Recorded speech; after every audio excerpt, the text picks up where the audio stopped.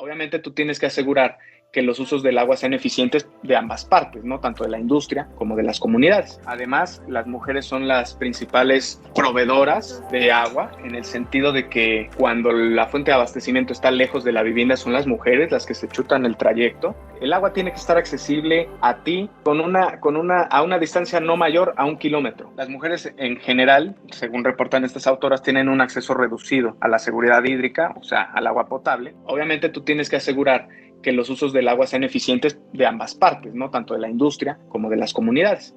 Seamos serios, ya sé que el agua también tiene su dimensión espiritual, cultural y social y política muy importante, pero al mismo tiempo el agua es un negocio. Insisto, estas desigualdades, pues mira, son manifestadas obviamente por las consecuencias del modelo de desarrollo socioeconómico en el que nos encontramos. O sea, eso no es ninguna mentira. Hábitos eco.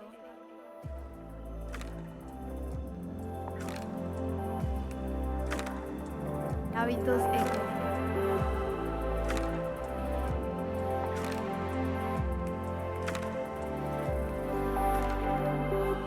Bienvenidos al podcast de Hábitos Eco. Somos Ale y Dani.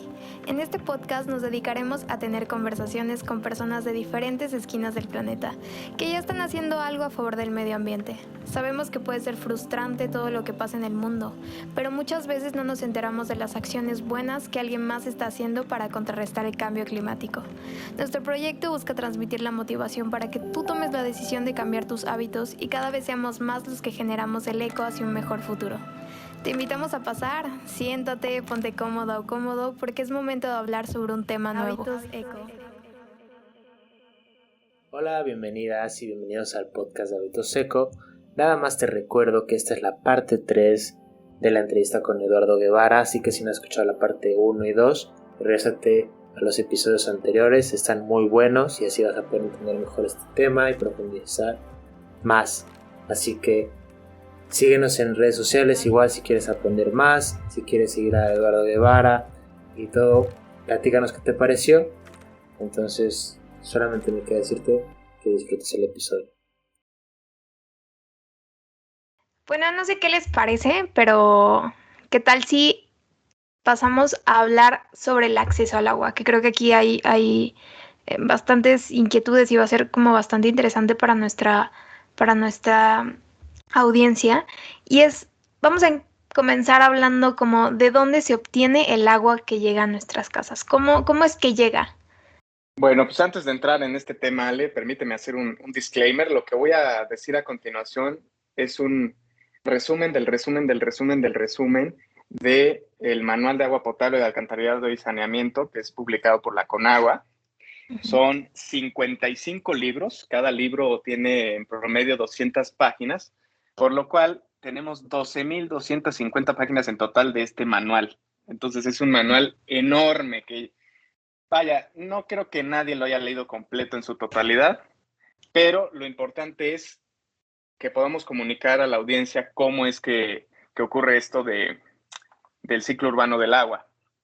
Y permíteme aprovechar para pues reconocer a los organismos operadores de agua, porque pues durante la pandemia se vieron en una situación muy apretada, porque la demanda de agua se incrementó, obviamente, y pues sus costos también se incrementaron, ¿no? Por un aumento en las tarifas eléctricas, ¿no? Entonces sí estuvieron bastante apretados, pero bueno, al final de cuentas, el punto es garantizar el derecho humano al agua, ¿no? Pero bueno, ya entrando al ciclo urbano del agua, esta es una parte muy importante porque es algo que no mucha gente conoce. Todos estamos conscientes de cuál es el ciclo hidrológico natural, cómo es que sucede, la precipitación, el escurrimiento superficial, la infiltración, la evaporación, etcétera, pero del ciclo urbano del agua no se habla mucho. Entonces, esta pregunta es muy importante. Todo empieza, obviamente, con una fuente de abastecimiento, ¿cierto? Esta fuente de abastecimiento puede ser superficial o subterránea. Las superficiales pues pueden ser embalses de presas, pueden ser ríos, pueden ser almacenamientos naturales como lagos o lagunas, y en las aguas subterráneas pues pueden ser manantiales o pueden ser pozos, ¿no? Sí. Entonces, para poder explotar estas fuentes de abastecimiento, pues se necesitan obras hidráulicas. obras hidráulicas que se componen de obras de toma, con puertas, diques, canales, tuberías, bombas, válvulas, en fin. Se tiene que edificar infraestructura gris para poder explotar estas fuentes de abastecimiento. Entonces, ahí es donde es el punto de partida de todo. Después de esas fuentes de abastecimiento, se conduce el agua hacia una planta potabilizadora. Entonces, estas líneas de conducción pues son tuberías que pueden ser de acero, de fibrocemento, de concreto, de PVC, etcétera. Obviamente hay piezas especiales, así como en la instalación de tu casa, ya sabes, las T's, los codos, etcétera. También hay válvulas, en fin. Y tenemos varios tipos de conducción, porque al final de cuentas el agua necesita energía para poderse transportar. Entonces tenemos la conducción por gravedad, que es como la que sucede también en tu casa, del tinaco hacia los muebles hidráulicos que tienes. Tenemos por bombeo, en el cual se le tiene que suministrar energía al agua para que se pueda transportar, y una conducción combinada, ¿no? En donde, dependiendo de la topografía, pues habrá momentos en que se tenga que bombear el agua y habrá momentos en que caerá por gravedad, ¿no? Por ejemplo, aquí vale la pena resaltar el caso del sistema Cutzamala de la Ciudad de México, que proviene, es un sistema hidráulico muy complejo que tiene presas, plantas potabilizadoras y acueductos, que tiene una fuente de abastecimiento superficial y que tiene que bombear el agua a una altura de 1 kilómetro.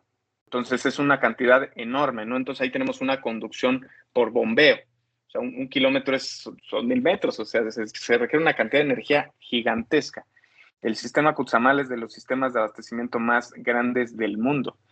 Entonces, bueno, pero ya dejando atrás la parte de conducción, luego viene la parte de potabilización, que no vamos a profundizar porque en una pregunta adelante viene, pero la potabilización pues tiene el objetivo de garantizar que el agua tenga la calidad necesaria para el consumo humano, que ésta sea potable, ¿no? Y al respecto, pues la referencia es la NOM 127 de la Secretaría de Salud, publicada en 1994, donde vienen regulados ahí todos los contaminantes que se debe de prevenir que estén a ciertas concentraciones en el agua potable para que no causen un daño a la salud, ¿no? Y ya después de las potabilizadoras, se envía el agua hacia los tanques de regulación. Seguramente quienes nos escuchan en sus comunidades o en sus ciudades habrán visto que hay pues unos tanquesotes elevados que están llenos de agua, y esos tanques de regulación tienen dos objetivos. Por un lado, almacenar provisionalmente el agua, obviamente, pero al mismo tiempo, el tener el agua a una mayor altura, pues permite que los usuarios aguas abajo del tanque puedan recibirla con una mayor presión, ¿no? Entonces, esos son los objetivos que tienen estos tanques de regulación. Después, todo esto está sucediendo a través de tuberías, insisto, ¿eh? Tenemos tuberías, distintos accesorios, válvulas, bombas, etcétera, pero es infraestructura gris al final de cuentas. Y ya después viene pues la red de distribución, que es la que pasa por afuera de la banqueta de tu casa, ¿no? En donde pues ya se abastece el agua hacia los distintos usuarios, la industria, los hogares, los comercios. Hay algunas industrias que explotan directamente las fuentes de abastecimiento porque tienen concesiones de la Comisión Nacional del Agua, pero también hay algunas que reciben agua de la red de distribución. Entonces aquí, de nuevo, tenemos tuberías, válvulas, cajas también, en donde están estas válvulas para que controlan el flujo en la red de abastecimiento o en la red de distribución. Y luego ya viene la toma domiciliaria, ¿no? Que esa pues ya tal vez todos estamos más familiarizados, que es por donde entra el agua a tu casa. La red pasa por fuera de tu banqueta y de allí pues hay un ramal, conduce el agua hacia una cosa que se llama cuadro, que es una tubería que está configurada en forma de cuadro, que todo mundo, o bueno, no todo mundo, porque ahorita hablaremos de otros tipos de acceso al agua, pero en las ciudades así es como se tiene el acceso al agua, ¿no? Se tiene este cuadro en donde está, idealmente debería estar, no en todos los casos está, un medidor y una válvula de paso, ¿no? La famosa llave de paso, que es la que permite que entre el agua de la red a tu casa. Y entonces ya después viene pues tu instalación hidráulica intradomiciliaria, ¿no? Tienes tu cisterna, si es que la tienes tu bomba o tu hidroneumático, tienes tu tinaco y tienes todos tus muebles en donde ocupas el agua. Y al mismo tiempo, pues tienes tu instalación sanitaria intradomiciliaria, ¿no? Tu drenaje, pues, donde tienes tus tuberías también, de PVC, tus registros y conduces el agua hacia la calle nuevamente. Entre un 70 y un 80% del agua que entra a las casas es la que sale. Entonces se devuelve hacia el alcantarillado y bueno, el alcantarillado pues ya es otra red de tuberías que pasa por enfrente de la mayoría de las calles y tiene el objetivo de recolectar el agua residual. Y este alcantarillado pues conduce toda esta agua hacia una planta de tratamiento de aguas residuales, que en general pues es diferente de la planta potabilizadora, no es lo mismo. Hay tecnologías que se comparten, pero el objetivo no es el mismo, porque en la planta de tratamiento se busca controlar los contaminantes para que no sean descargados más allá de los límites permisibles en algún cuerpo receptor. Oye, Lalo, perdón que te interrumpa, antes de que saltes a la parte de tratamiento de agua. Aquí me gustaría resaltar la parte de la diferencia de acceso al agua en las diferentes partes del mundo, porque, por ejemplo, en países desarrollados, usualmente son alrededor de 10 millones de personas que no tienen acceso al agua. En México y Latinoamérica son 32 millones, y en África es alrededor de 345 millones de personas que no tienen acceso a agua. ¿Tú crees que esto se deba a la falta de infraestructura que mencionas, o hay otros factores que puedan afectar este acceso? La infraestructura es un factor, pero no es el único, obviamente, porque son condiciones estructurales que van más allá de la infraestructura misma. Ahora, aquí lo principal es, digamos, la dificultad de definir el acceso al agua, ¿no? Y ya tenemos instrumentos que nos dan luz sobre cómo definimos el acceso al agua.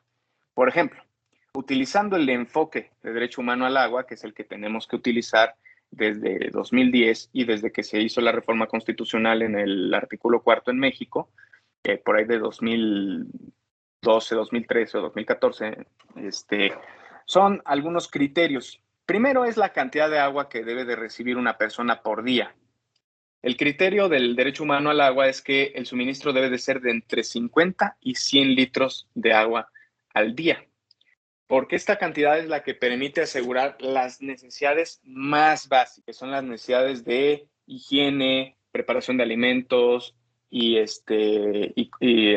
cocción de alimentos, y ya, ¿no? Entonces, 50 y 100 litros de agua es lo mínimo que debe de recibir una persona diariamente. Además, el agua o la fuente de abastecimiento de la casa, es decir, no todas las casas tienen este ramal y este cuadro como que yo mencionaba hace rato, sino que hay gente que tiene que caminar para poder obtener el agua, ¿no?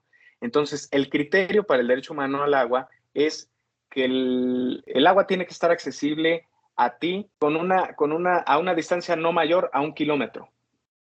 Ese es el criterio. El tercer criterio es el costo, porque el hecho de que el agua sea un derecho humano no implica que tenga que ser gratis.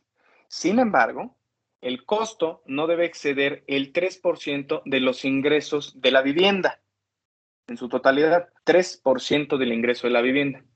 Y finalmente, el tiempo de recolección, es decir, el tiempo que te tardas en tener ese acceso al agua, no debe exceder 30 minutos. Es decir, tú no deberías de abrir la llave y tener que esperar media hora para que salga el agua, por ejemplo, o no tendrías que caminar más allá de 30 minutos para poder tomar agua de alguna fuente que esté pues relativamente lejana a tu casa, ¿no? O sea, un río, un pozo o alguna cosa de estas, ¿no? Entonces, estos son los 4 criterios que, bajo el enfoque de derecho humano al agua, definen acceso al agua potable. Esos son los criterios.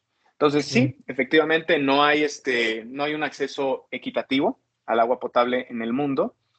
Y por otro lado, también tenemos el objetivo del desarrollo sostenible número 6, en la meta 6.1 en particular, nos habla de las características que tiene que tener el acceso al agua también. ¿Qué es acceso, para empezar? ¿O cuál es la interpretación normativa que tiene esto? Pues que tiene que haber agua suficiente para cubrir estas necesidades, ya hablamos antes de la cantidad, tiene que estar cerca del domicilio. El acceso tiene que ser universal, eso significa que tiene que abarcar todos los contextos, no solamente en los hogares, sino también en las escuelas, los centros de salud, los comercios, los lugares donde la gente trabaja. O sea, el objetivo de desarrollo sostenible no habla exclusivamente de que debes tener agua en tu casa, sino en todos los lugares en donde te desenvuelves. Enseguida, tiene que ser equitativo también, que ahora me voy a referir a ese caso exclusivamente, pero equitativo significa que debe de haber una reducción progresiva de las desigualdades entre las comunidades.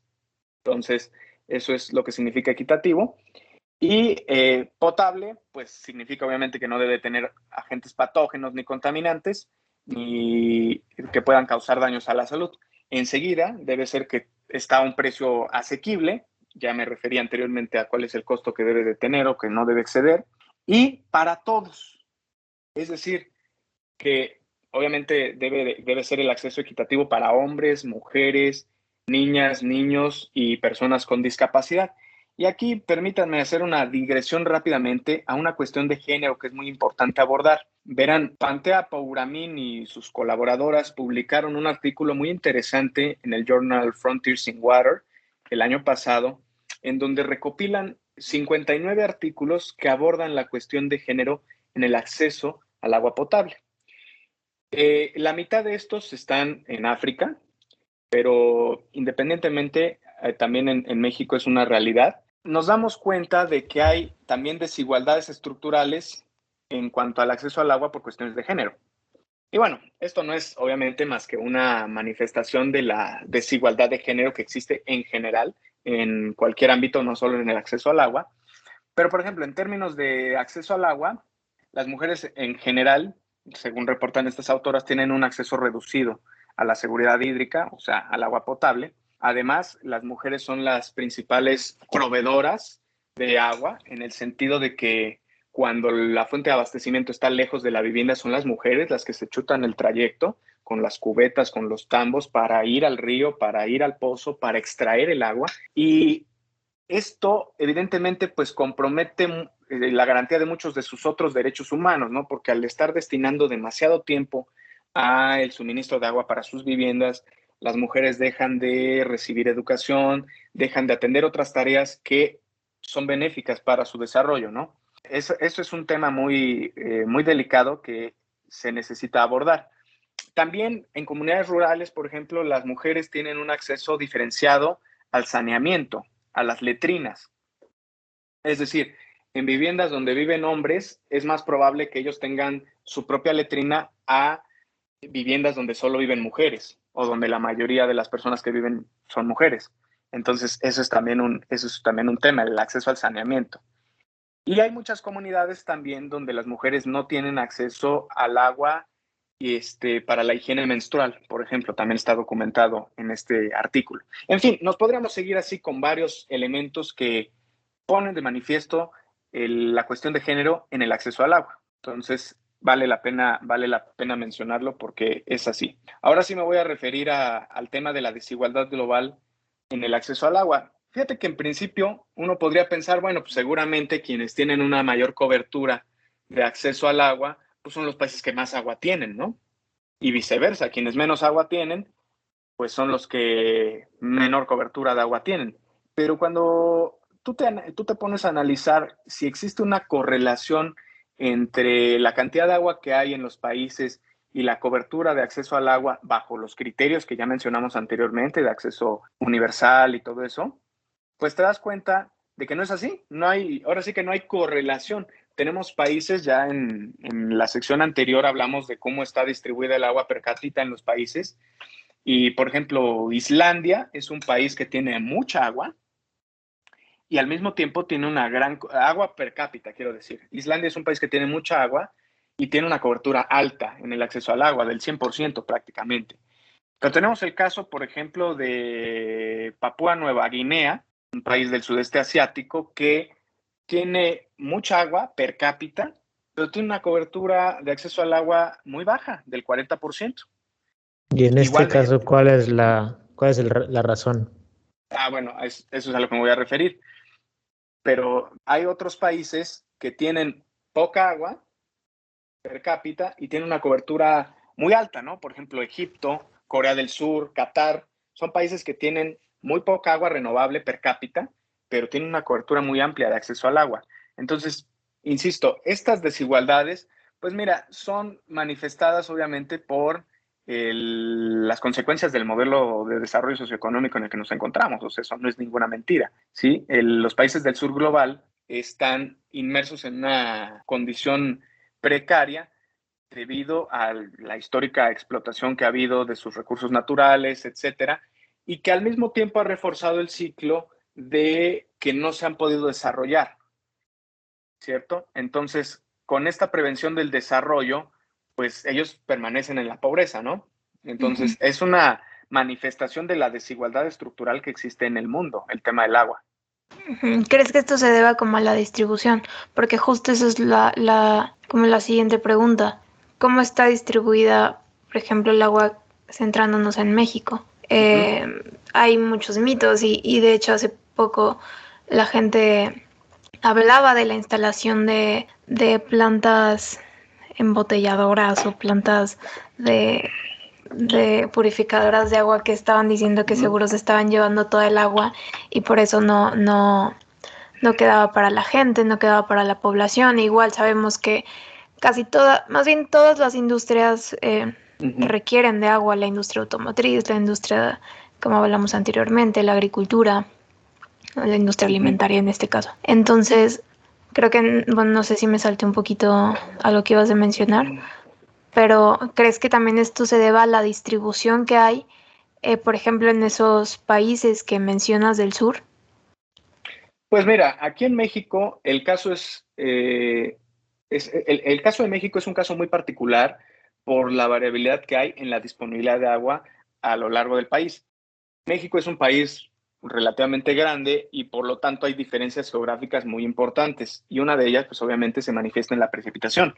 Ya hablábamos en la sección anterior de la razón por la cual en el sur llovía más que en el norte, porque el norte pues está a la misma latitud del desierto del Sahara, o sea, son condiciones áridas que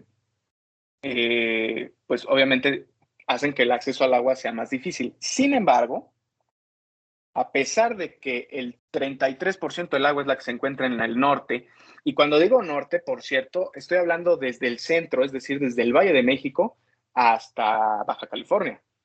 O sea, esta división es la que estoy considerando de norte y sur, ¿no? Entonces me voy a referir al sur como del Valle de México hacia el sureste, ¿no? Los estados de Veracruz, Tabasco, Chiapas, la península de Yucatán, etcétera, ¿no? Entonces, esta región en donde obviamente está la Ciudad de México, está Guadalajara, Monterrey y la zona metropolitana de Puebla, Tlaxcala, tiene un 33% del agua renovable, pero concentra el 77% de la población y además concentra el 83% de la aportación al PIB.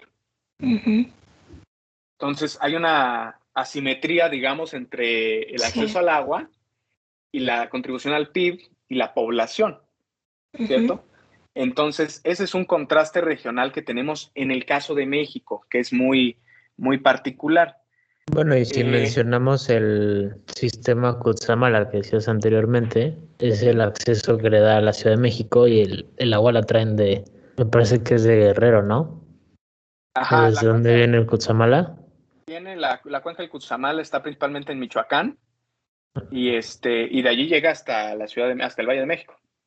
O sea, ahí le está quitando todo el acceso para poder darle ahí a los capitalinos todo el agua necesaria.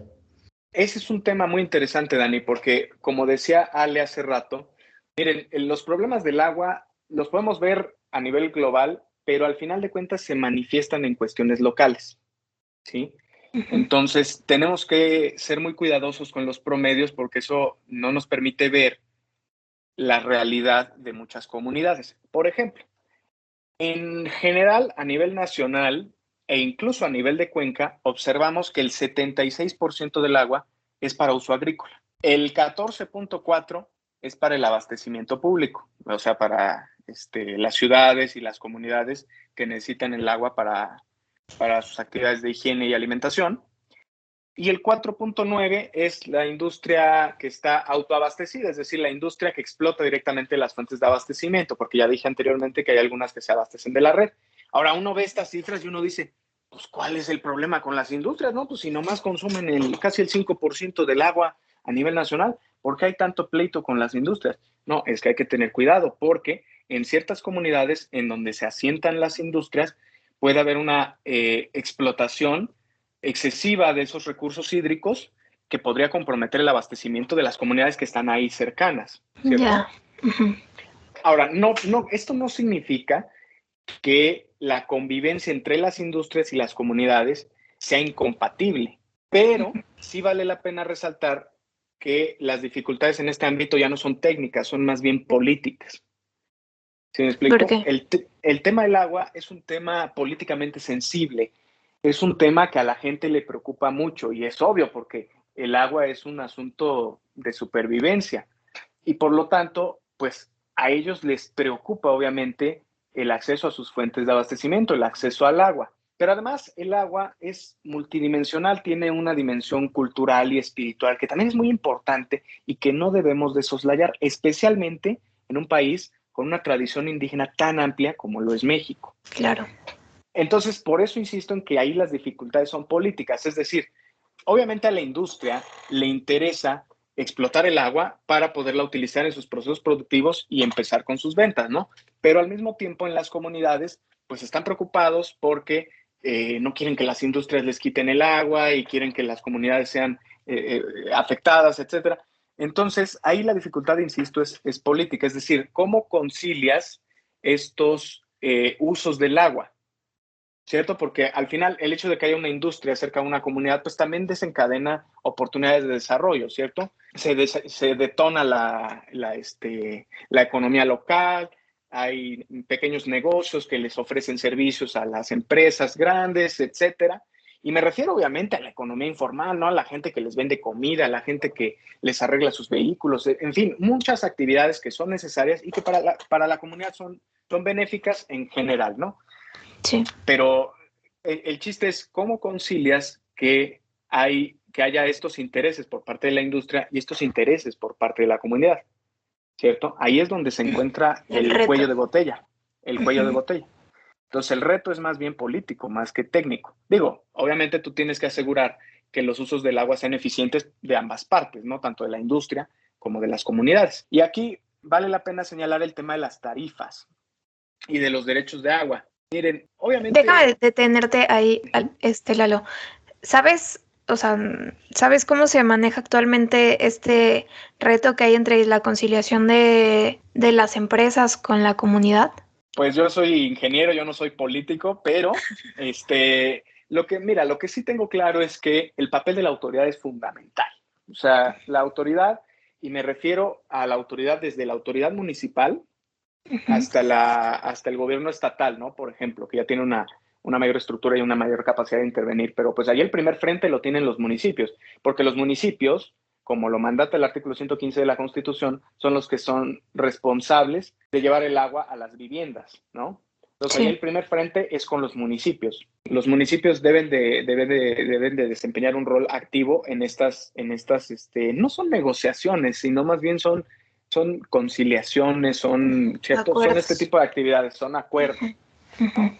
Pero por parte de la industria, pues, si no se abastece a través de la red, pues no tiene nada que ver con el municipio, o sea, su concesión es directamente de la Comisión Nacional del Agua. Entonces ahí ya tienes 4 actores, tienes a la comunidad, tienes al gobierno municipal, tienes a la industria y tienes al gobierno federal. Y luego, conforme vas haciendo este mapeo de los actores que son relevantes para el problema, te das cuenta que a todo mundo le interesa, ¿no? Porque digo, aquí hablamos de industria y comunidades, ¿no? Pero le puedes agregar a los agricultores, por ejemplo, que obviamente también tienen intereses sobre el agua. Entonces, a todo mundo nos interesa el agua, es evidente, porque para todos es necesaria, agricultores, industriales y comunidades, ¿no?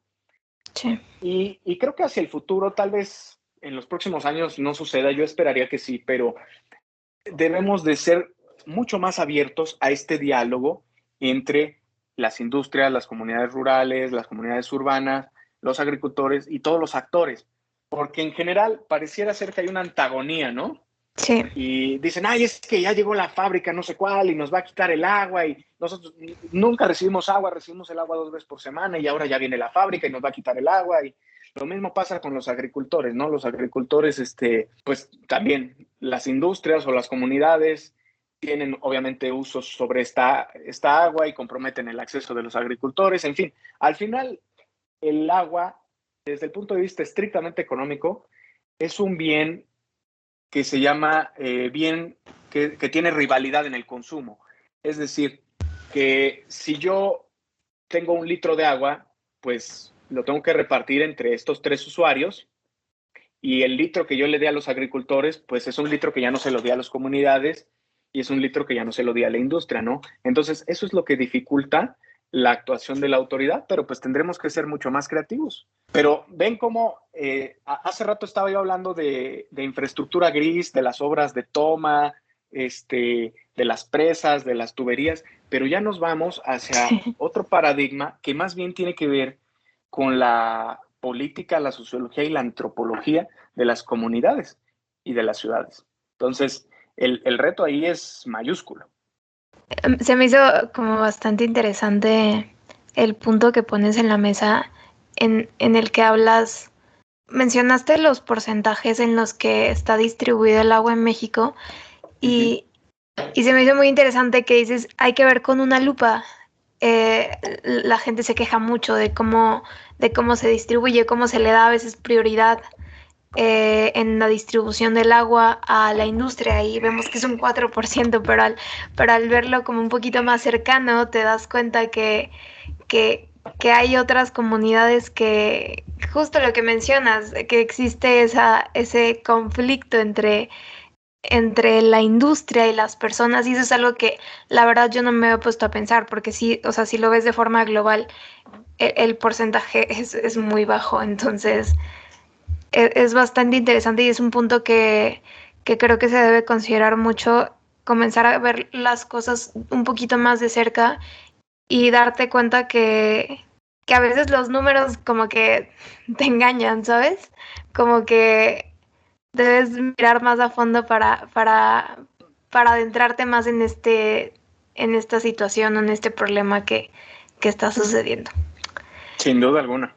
Pero bueno, para continuar, ya nos estabas platicando un poquito en la primera pregunta, en la que te preguntábamos de cómo es que llega el agua a la casa y nos hiciste el favor no solamente de contarnos de cómo es que llega, sino también cómo es que sale de la casa, y de ahí te interrumpimos un poquito, pero aquí quiero que como que retomemos ese tema y que nos cuentes un poquito más de estas plantas de tratamiento. ¿Qué tan difícil, qué tecnología, qué aspectos económicos están en juego al potabilizar el agua? Porque igual déjame agregar, a veces creemos que es súper fácil, decimos, no, pues hay muchísima agua en el mundo, ahí están los mares, entonces nunca se va a acabar el agua y podemos tratar esa agua, pero tampoco es tan fácil.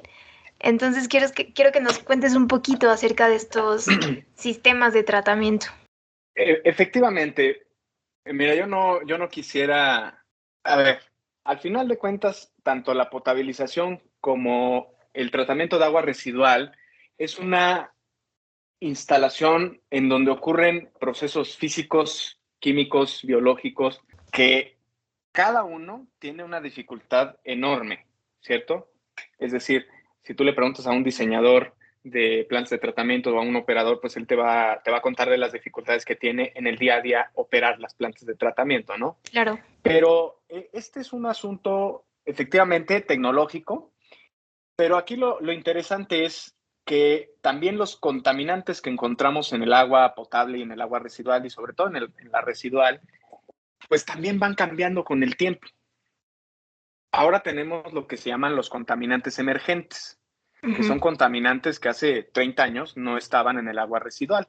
Y entonces, ¿qué encontramos allí? Encontramos fármacos, encontramos hormonas, encontramos microplásticos y varios contaminantes que, insisto, por su nombre se reconocen, están emergiendo en esta época y necesitamos desarrollar tecnología para poder removerlos del agua residual y prevenir daños a la salud pública y a los ecosistemas.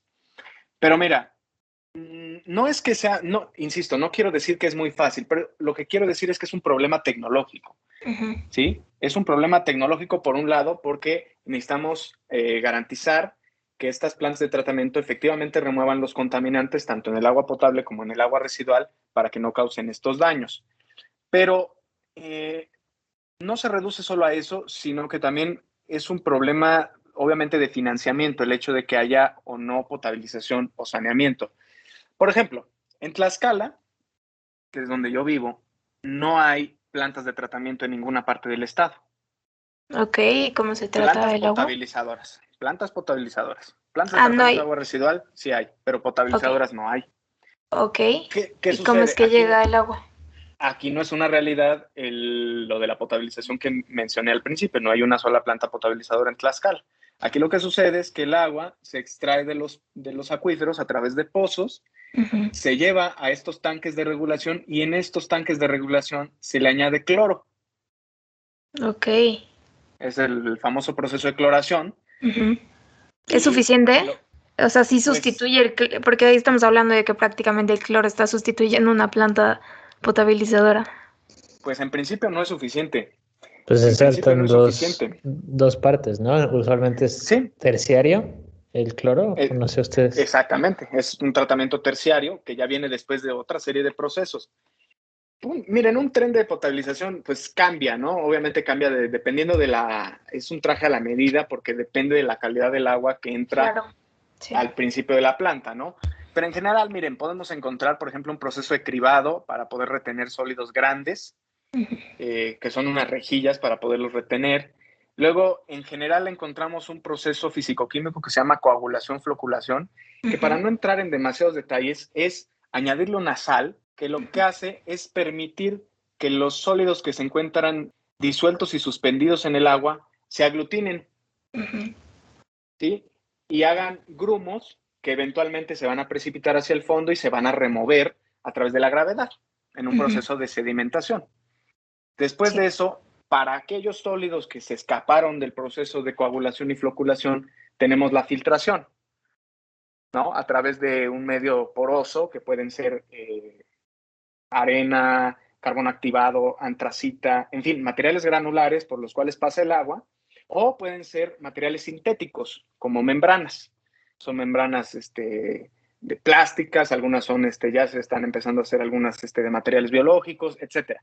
Y ya después de todo este proceso, lo super resumí. Si algún experto me está escuchando, me va a tener que disculpar porque me chuté un tren de tratamiento en 20 segundos, pero esto es Bueno, es fundamentalmente lo que que es sucede. un Es lo mundo, todo lo básico. de que es tratamiento de agua es un Es mundo, correcto. Sí, entonces. no, podríamos hacer un podcast Sí. exclusivamente para tratamiento y exclusivamente para potabilización, porque igual los Oye, procesos que puede ocurren ser en la uno por cada potabilización tratamiento. se distinguen de los de agua residual, efectivamente. Entonces, ya después de estos procesos viene la desinfección, que en la desinfección lo que se busca es inactivar o remover microorganismos que puedan causar enfermedades infecciosas, patógenos.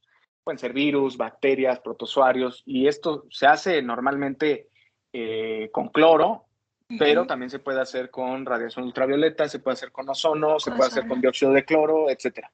Entonces, el punto es, Dani, que efectivamente nos estamos brincando varias partes del proceso que, pues, obviamente, digo, yo no quiero ser aquí abogado del diablo ni nada, pero pues habría que estudiar la calidad del agua que llega a los hogares para ver si efectivamente cumple con los límites que están establecidos en la norma. Claro, Sí, porque exacto, como seguramente dices. simplemente, perdónale, No, simplemente a dale. lo mejor lo de cloración es para cubrir ciertas, o lo principal de la NOM 127 puede ser, pero pues a lo mejor queda de lado muchas cosas ahí. Es para cumplir, creo que la NOM 001, ¿no? No, la NOM 001 es de agua residual, de las descargas a Ajá, los cuerpos receptores. ajá. Aquí yo me Pero estoy refiriendo a la potabilización. ok. Ah, ok. No, yo También, hablaba de también la de descarga de aguas residuales. pero también en las plantas de tratamiento efectivamente hay un proceso de desinfección. Sí. No se pueden descargar con Ah, ok, el me perdí un contaminante que poco. está, sí, son los coliformes totales, los que están Los fecales, los que están coliformes regulados. fecales. Ajá. Sí. Que por cierto, vale la pena señalar que los coliformes, así como ahorita con el SARS-CoV-2 ven que hay varias variantes, Ujú. también hay variantes de los coliformes, pero muchas de ellas no son patógenas. Es decir, el que tú las encuentres no significa que te vayas a enfermar si te tomas esa agua, porque no son Mm, patógenas, pero son más bien un microorganismo indicador, se le llama, ok. porque el hecho de que haya coliformes en el agua es significado de que el agua tuvo contacto con materia fecal. Entonces, al tener contacto con materia fecal, es muy probable que tenga contacto con microorganismos patógenos, eso sí. Pero estos patógenos no están regulados en la NOM 127. Sí, correcto. Hay normas de otros países que sí los regulan, pero en México no están regulados. Justo yo tenía una pregunta, la que, bueno, o sea, no sé si tú tengas la respuesta o tengas alguna idea, pero justo ahorita por esta pandemia, ¿crees que debe ocurrir o ocurrió alguna como reestructuración en las plantas de tratamiento de aguas residuales?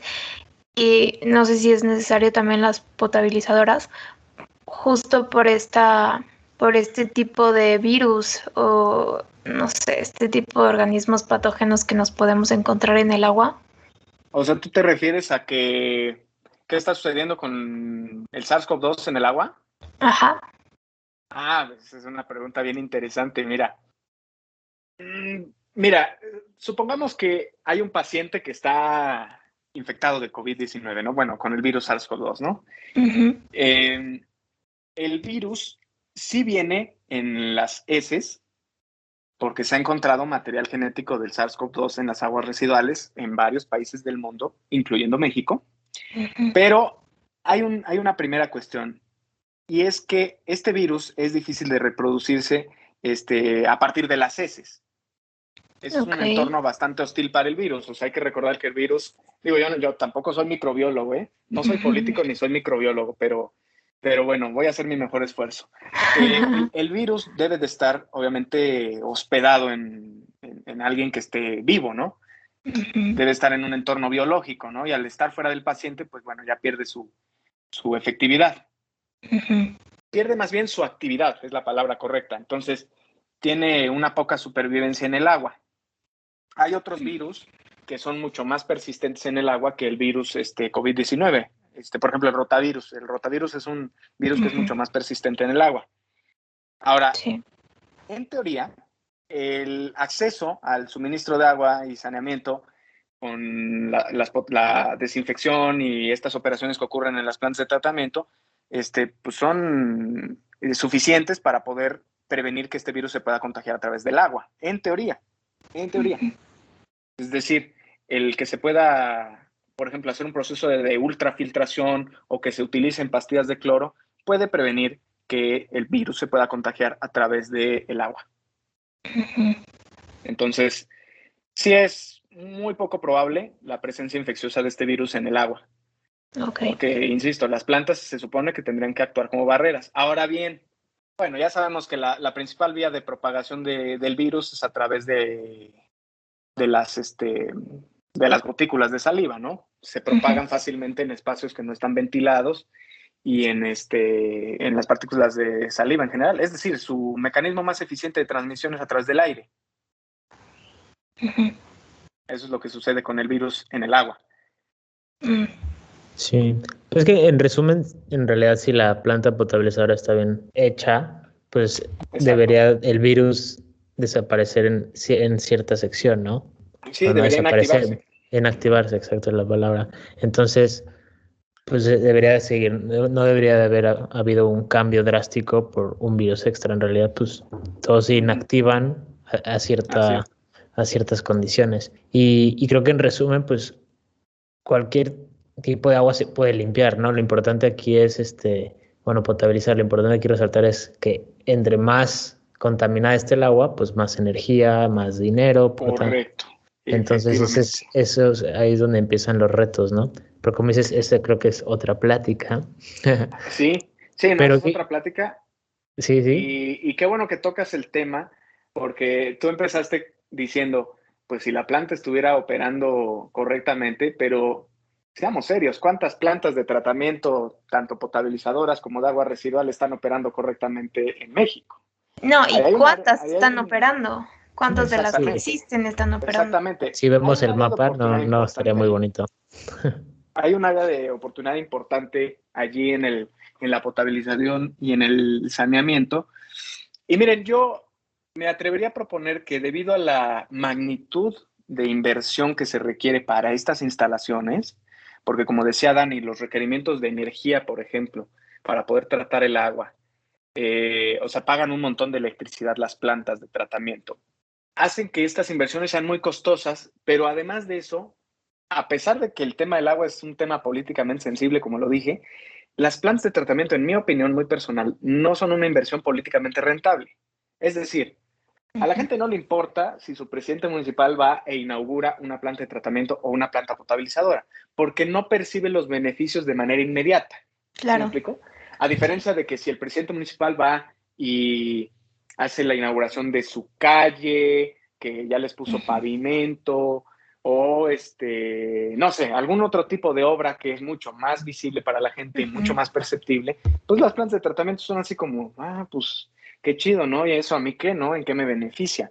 Entonces, ante esta situación, yo me atrevería a proponer que las plantas potabilizadoras y las plantas de tratamiento de agua residual deberían concesionarse. Ok. Y ya sé que cuando digo esto, mucha gente se asusta porque dicen, ay, tú ya estás proponiendo que se privatice el agua. A ver, no. Es Ujú. una fase de la distribución de agua la que se debería de concesionar, porque así los organismos operadores podrían, digamos, comprarle el agua a los privados, pero exigiéndoles al mismo tiempo que cumplan con los límites permisibles que tiene la norma. ¿Sí me explico? Sí, sí, sí, sí. Entonces sería así como, serían como sus proveedores de agua, digamos. Ujú. O sea, la Conagua les entrega el agua a las plantas de tratamiento, ellas la tratan, hacen todo su proceso y se las entregan a los organismos operadores. Claro, no lo había visto así. Porque igual Me sería un parece que beneficio que tiene, o sea, sería como inmediato como el ofrecer la pavimentación de una calle. O sea, exactamente. Mira, lo verían en ese momento. hay por el mismo tema de que la participación, el tema del agua es un tema muy sensible, hay mucha reticencia por parte de la población a que la iniciativa privada se involucre. Muchísima reticencia. O sea, no les gusta que la gente o que las empresas hagan negocio con el agua. Seamos serios. Si alguien dejara de comprar, como lo dijimos en la sección pasada, cualquier cosa que lleve agua o cualquier cosa con la que se esté haciendo negocio con el agua, uno se quedaría viviendo en la nada, porque todo tiene agua, Sí. o sea, todo tiene agua, todo lleva agua en su proceso de fabricación. Entonces, seamos serios, ya sé que el agua también tiene su dimensión espiritual, cultural y social y política muy importante, pero al mismo tiempo el agua es un negocio. ¿Me explico? Sí. Entonces, y no es que estén contrapuestos. Hay mucha gente que también dice una postura que uno comparto y es que el agua no puede ser derecho humano y negocio al mismo tiempo. No, sí puede serlo. O sea, la vivienda también es un derecho humano, pero tampoco es gratis. Ujú. Ahí, Digo, Lalo, ahí. creo que yo te cambiaré la palabra por negocio, yo lo vería como una inversión. Y creo que ese es el problema de muchos temas ambientales hoy en día y que Ujú, justo es lo que dices, ¿no? Como no lo vemos al momento, pues decimos no vale la pena. En cambio, invertir así en es. este tipo de temas, tanto agua como energía y tal, son Ujú, resultados a largo plazo, ¿no? Que al final a lo mejor exactamente. no tienen un impacto directo en ti, pero sí en tus hijos o generaciones a futuras, ¿no? En caso de que no decidas no tener hijos. Entonces, yo cambiaré el tema de negocio a una inversión. Bueno, no, a lo mejor yo Ujú, no sé mucho de finanzas, a lo mejor es lo mismo, ¿verdad? Pero yo lo veo más en ese sentido, ¿no? Como tener tu cochinito ambiental y ujú, ya es a largo plazo, ¿no? Y a lo ujú. mejor tú inviertes tanta cantidad, pero al principio es como muy fuerte, ¿no? Y a lo mejor en 5 años dices, ay, pues estoy gastando menos, opera bien mi planta y tengo mayor cantidad, acceso al agua que hace cinco Ujú, años, ¿no? Pero obviamente como exactamente. los planes políticos siempre son a 3 meses, a 6 meses, a máximo 3 años, porque a los 3 años el presidente decide cambiar de ideología y proyectos, pues entonces no tiene sentido hacer estos proyectos a largo plazo y es lo que creo que le Ah, está afectando mucho al país, poder es correcto. planificar el tema ambiental, ¿no? Es correcto, es correcto. Y eso aplica para todo, ¿eh? No nada más para el agua. O sea, Mm, aplica para el tema de deforestación, para el tema de cambio climático, para la transición energética. O sea, la participación, miren, ante el hecho de que el país tiene recursos financieros limitados, la participación privada es fundamental. claro, O pues son los sea, que tienen el dinero, por ¿no? supuesto. O sea, independientemente de que el gobierno sí tenga, obviamente, sus recursos, la iniciativa privada puede aportar, puede involucrarse y de hecho debe hacerlo. porque de otra manera vamos a seguir estancados. Insisto, eso aplica para todo, para la transición energética. Ahorita está la discusión muy álgida sobre el tema de la energía y sobre la participación de los privados. Lo lamento mucho porque yo sí creo que los privados deben involucrarse, pero bueno, eso es aparte. Por otro lado, Sí. En el tema del agua es lo mismo, nada más que si en la energía es difícil, en el agua va a ser aún más convencer a la gente de que la participación privada es fundamental para garantizar el derecho humano al agua y que al mismo tiempo podamos tener un desarrollo económico que sea incluyente, ¿sí me explico? Que sea sostenible. Sí. Bueno, eso fue todo por hoy. Muchas gracias a los que se quedaron hasta el final. Esperamos que les haya gustado el episodio de esta semana. No olviden compartirlo con amigos y familiares que saben que puede interesarle este tema. Igual, no olviden de seguir nuestra página en Instagram de hábitos.eco y los esperamos en el siguiente episodio. ¡Nos vemos! Hábitos Eco.